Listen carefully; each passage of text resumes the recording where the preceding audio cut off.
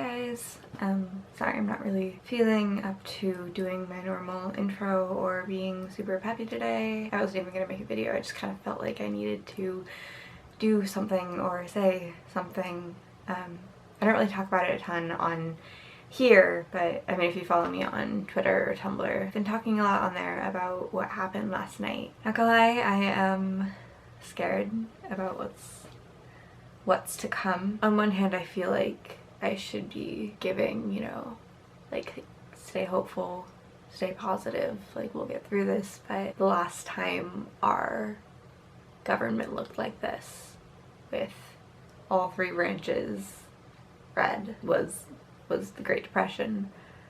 And given the current social climate and our new president and vice president's views on things like race and sexuality and religion, I can't say that it's gonna be okay. I mean obviously I hope it will be, but I can't guarantee that, and that is terrifying. Sorry, I've been, like, to be quite honest with you guys, I have been crying on and off for pretty much since we knew, because I'm scared, and I can only imagine how much worse. I mean like given how scared I am.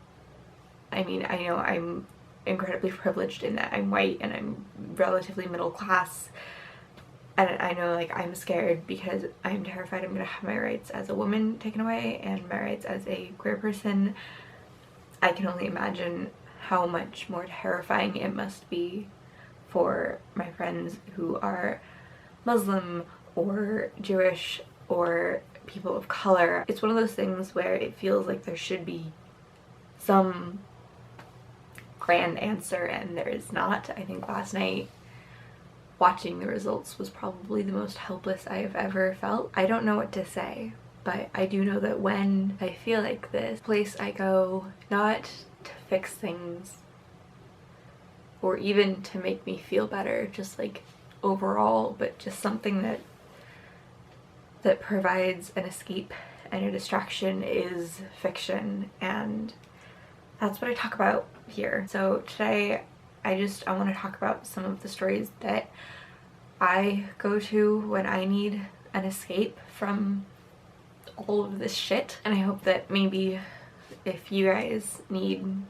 something, they can help you too. So I actually just started reading The Fellowship of the Ring. I don't have the movies with me, which normally I would just watch the movies because I am not actually super familiar with the books. I've never read the books before. It's the familiar story that is so full of hope and the message that like love wins and everything, which I feel like we could use some of that right now. So I've been reading Fellowship of the Ring, and then I've been rereading both Milk and Honey and The Princess Saves Herself in this one by Rupi Kaur and Amanda Lovelace.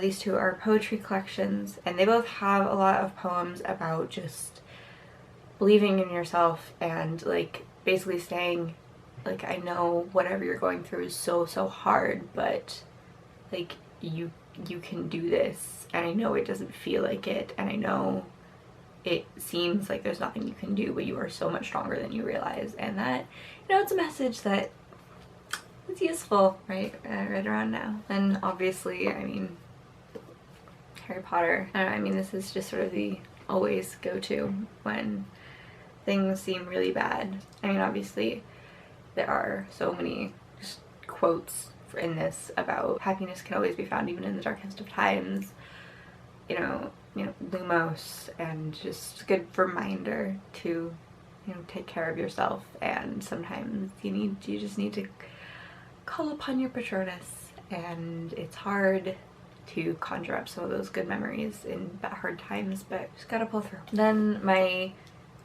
just sort of go-to for really hard days is Percy Jackson.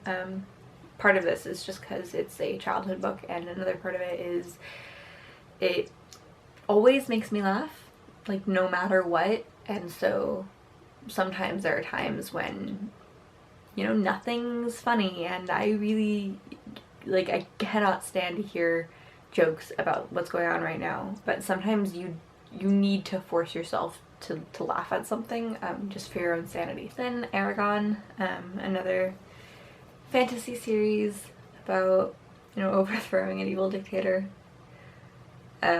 Literally the symbolism in this list is kind of heavy-handed, but I don't know, this is another one. Grew up with it, and it's, you know, situations in here seem kind of hopeless sometimes, and they manage to pull through, and I could really use a dragon right now.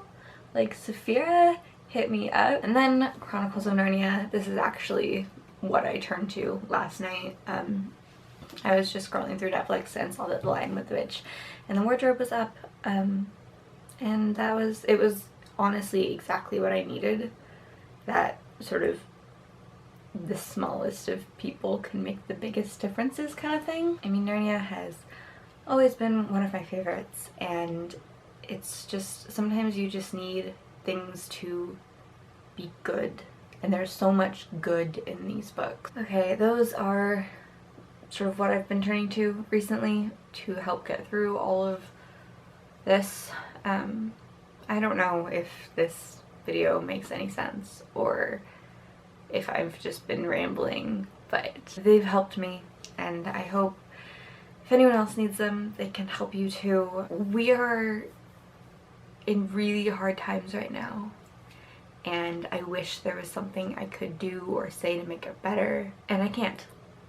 And that is one of the hardest things, is to realize that no matter how badly you want to help, there's nothing you can do. On one hand, if you give in to the sadness and the terror, they win. But on the other hand, I know that that's so much easier for me to say, given that I am white and I am cis and I live in one of the states that was guaranteed to go blue, like, no matter what. I live at a small liberal arts college. I know that I am so blessed right now to be where I am, and so many people are not safe and are not in a position where they feel like they can be who they are or even leave their house. And so it's easy for me to say, like, oh, you know, don't give in, that lets them win, but it's so much harder for people who are facing so much worse than I am. And while I do genuinely believe that, you know, don't give in to their hatred and don't give in to, you know, don't give them what they want is true, I also know that what's most important is just for people to stay safe right now and to take care of themselves. I mean, I know I've certainly been needing a lot of self-care today, so later we can fight back and we can protest, and, you know, in 2 years we can vote again and, you know, change our House or our Senate. But right now, if you just need to curl up and take care of yourself instead of fighting right now, that's okay.